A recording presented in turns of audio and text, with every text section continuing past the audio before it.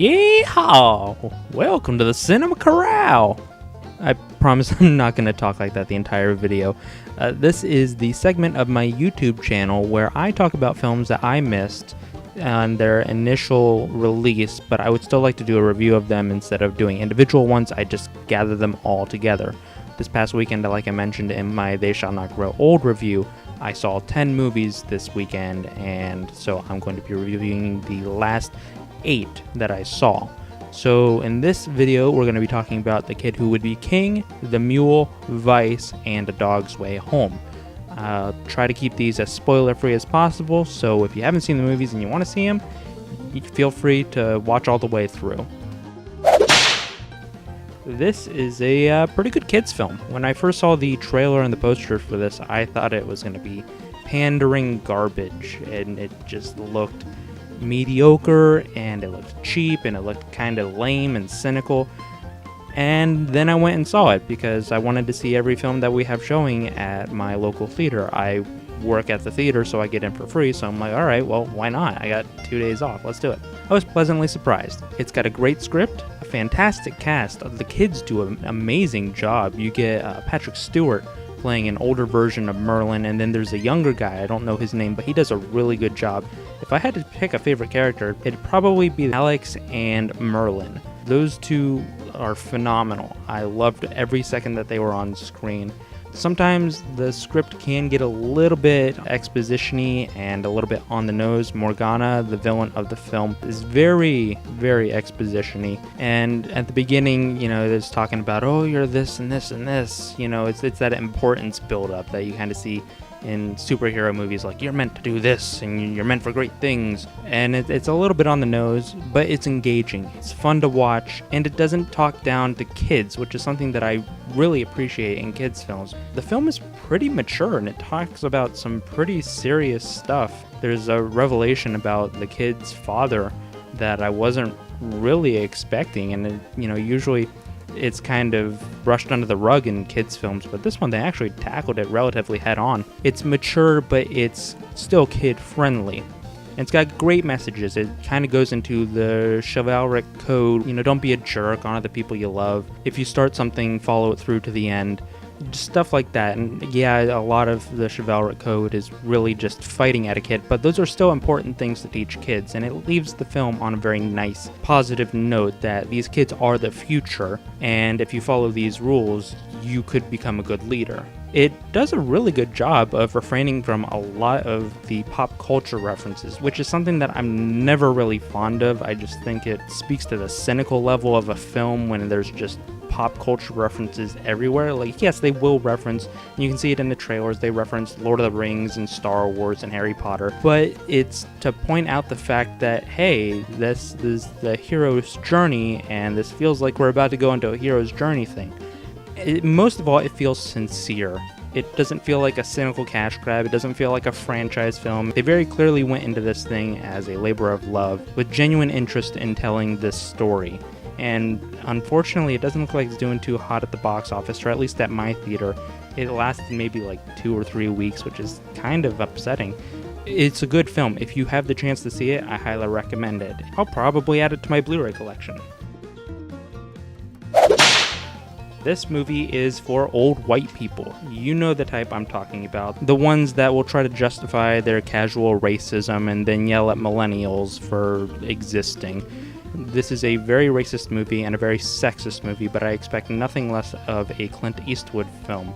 All the Mexicans were either drug cartel or cheap, uneducated help, but there's also a pseudo-progressive air about it. They try to include more minorities, like the LGBTQ community. There's a lesbian biker group that's in the film. There's like one black family, but it never does anything outside of them just existing to be like, oh, wow, you exist. Okay, that's nice. Let's move along.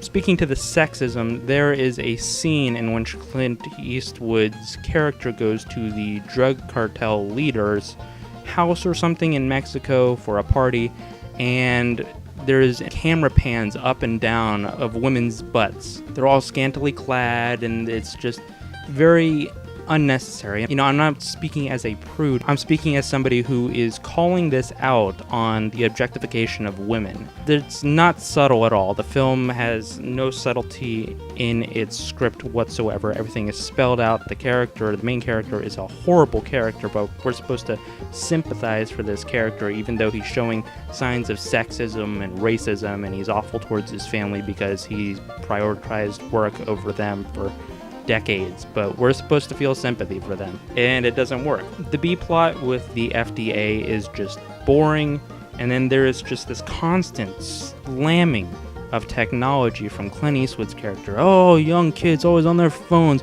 Oh, you'd be able to get this done better if you weren't on your phone. Oh, the internet's ruining everything. Oh, back in my day, we talked to people. Modern technology is incredibly useful, and the fact that so many people are just so against it speaks to their desire to live in ignorance. But more to the film, it's passable, I guess. But the problematic ideologies that it holds really keep it from being anything more than just meh.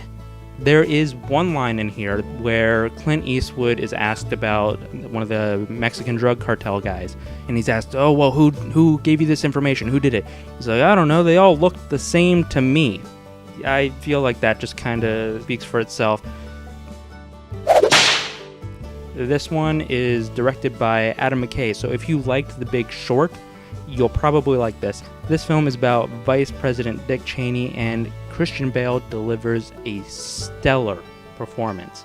Half the time, it was hard to even recognize that the guy on screen as Dick Cheney was Christian Bale. Fantastic performances from everybody involved. It's kind of hard to disassociate Steve Carell from the Michael Scott character, so that's a little bit distracting, but he does a pretty good job. The film is very funny. There are a lot of really neat edits. It's very Michael Moore. And like Stan and Ollie, it made me want to read a little bit more about Dick Cheney's story, which is something that a good biopic should make the audience want to do as soon as they leave.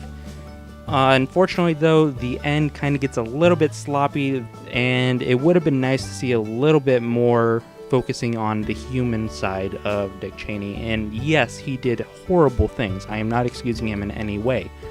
But there are maybe like 4 or 5 scenes, maybe not even, where he's actually portrayed as a human being. But I get it, that probably would have taken away from the actual film, because this is a political film where politics are the name of the game and you want to focus on that, and if you can get some family stuff in there, cool.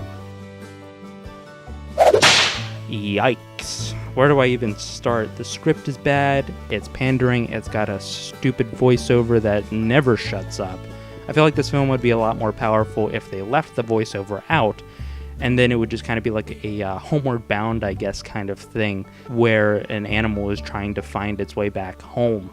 And I'm not spoiling anything in this film because the trailer already does that. If you've seen the trailer, you've seen the movie. There's no need to watch it. It's bland, it's boring, it feels interminable. The jokes are bad. There's a really bad CGI cougar that just follows around the dog for a solid third of the movie. And it's not good CGI, and I feel like if you're going to have a CGI character and it's going to stay around for a long period of time, make sure you have a talented enough crew to pull that effect off, because this is probably one of the worst CGI effects I've seen in a couple of years. This film is based off a book written by the guy that wrote the book for, A Dog's Purpose, and then this new one coming up, A Dog's Journey. If you've seen A Dog's Purpose, I don't know why you would want to. You've basically seen this one. It's just the dog doesn't die in this one. The dog just switches owners. It gets kind of dark for maybe about 15 minutes, and that just kind of comes out of left field. And of course, one of these movies wouldn't be complete without a generic set of bland pop songs with some really odd choices for covers. It does have one of the funniest lines, though, that I've heard in a movie so far this year. It's this sequence where the owner is getting his dog back after it's been put in a shelter or whatever because pit bulls are not allowed in Denver. And so they explain to the main characters, hey, if they see the dog and it looks like a pit bull to them, they have the right to take the dog off the streets, whether it's a good dog or bad. And one character, I kid you not, and I wrote this down as soon as it happened, says, that's basically racism for dogs. And I just burst out laughing. I was the only one in the auditorium, so I could make as many jokes as I wanted, and that was really a freeing experience for this movie. If you see it, why? But if you do see it in an empty auditorium, because you will have a field day. There's a sequence where the dog is hunting for food or whatever, and it's in the wilderness, and it comes across a fisherman, and it steals his basket, and the fisherman falls over. They use the Wilhelm scream, that famous scream that if you pay attention, you'll hear in a lot of movies. They use the Wilhelm scream while he's on the ground, and it is hilarious. I cannot understand this movie. It's garbage, and it really panders to the "aw, a dog" kind of audience. You know, if you love dogs, you'll probably go see it. I don't recommend it though. It's really not worth your time. Just don't see it.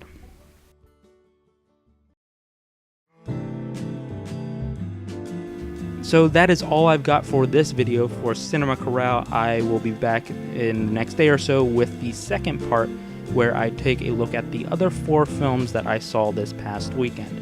So until then, I will see you later.